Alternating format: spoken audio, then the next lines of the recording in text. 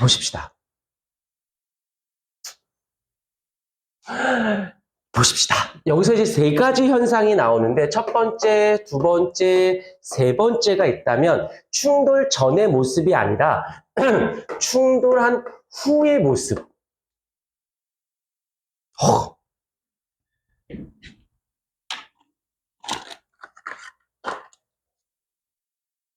충돌한 후의 모습을 보게 되면 어떻게 되냐면 후에 뒤에 있는 물체랑 앞에 있는 물체가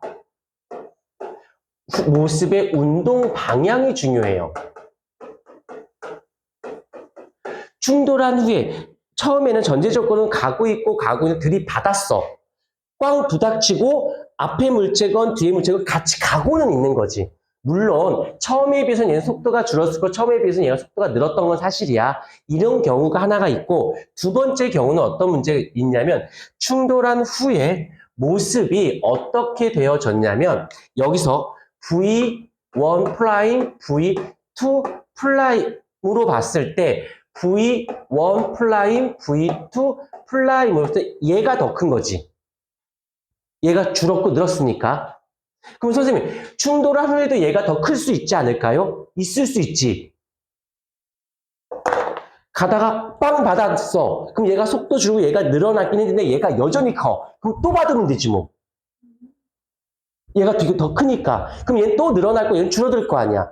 무슨 말인지 이해가 되죠? 오케이. 자, 그런데 두 번째는 어떤 거냐면 이렇게 말로 쓸게. 한 물체.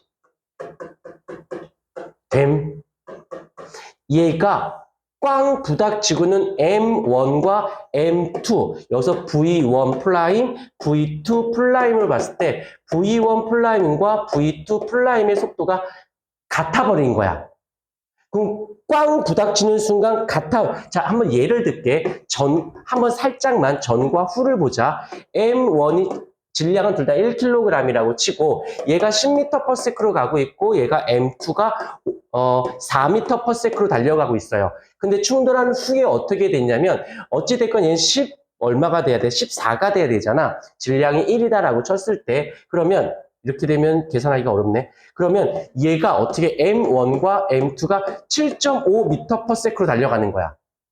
그럼 얘가 10에서 7.5가 되니까 속도가 줄어든 거 맞고 얘는 충돌한 후니까 속도가 늘어나는 게 맞죠. 그러면 10에서 7.5가 됐으니까 2.5만큼 줄었네. 얘는 어떻게 됐어? 2.5만큼 또 늘어났지. 맞습니까? 맞나? 7. 인정? 이렇게 됐어. 7m/s가 됐어. 그러면 속도가 둘이 같잖아. 그냥 어떻게 돼요? 같은 속도로 가겠죠?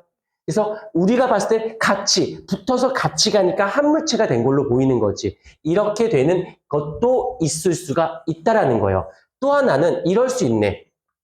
충돌한 후에 M1과 M2가 있었을 때 얘는 일로 가는데 얘는 되돌아가는 경우가 있을 수 있지. 예를 들면 똑같이 M1, M2가 있는데 얘가 10m/s고 얘가 6m/s인데 그러면 합이 16이 됐을 거야. 질량 1로 잡았을 때 후의 모습을 보게 되면 얘가 M1이 뒤로 2m/s로 가는 거예요. 그러면 M2의 속도는 얼마가 돼야 돼? 18m/s가 돼야겠죠? 왜? 합이 16이 나와야 돼. 합이 16이야. 근데 충돌을 세게 해서 얘가 뒤로 튕겨나가 버린 거지. 이해가 됐습니까? 이 세 가지 경우가 있을 수가 있어요. 어려운 내용은 아니야. 들으면 아는 건데 이걸 알고 모르고의 차이가 이걸 모르고 문제 풀면 갑자기 우리가 보통 배우는 건 이걸 제일 많이 배워요. 그러니까 머릿속에 각인이 돼 있는 거야. 근데 풀다 보니까 답이 안 나와. 아니야.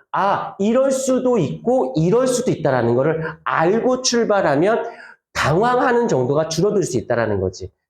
조금 더 질량에 따라서도 달라지는 경우도 있는데 여기에서 질량이 달라지면 그 중에 그건 계산으로만 해석해서 주시면 되는 거고 크게 현상은 충돌 후의 모습은 같은 방향이냐 한 물체가 돼서 가느냐 서로 반대 방향이냐 따라서 나타날 수가 있다라는 겁니다.